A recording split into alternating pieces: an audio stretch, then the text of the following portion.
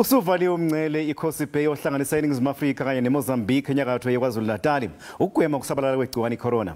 Abantu angeke besavunyelwa ukweqa lomgcele kanye nolwandle oluzungeze lendawo esogwini okwamanje. Yehlukene ke imibono ebantwini abakhe kulomgcele abathembele kwezokuvakasha uxoshi kateziwe. Lendawo yasemangozi iphakathi komngcele ohlanganisa Iningizimu Africa neMozambiqe iKosi Bay. Ukuvalwa kwawo kuzoshaya kuzwele emphakathini.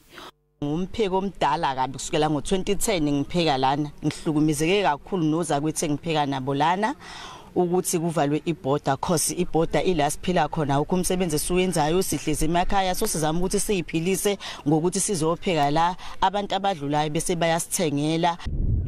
Nemboni yamatekisi nayo isiqala ukukhathazeka.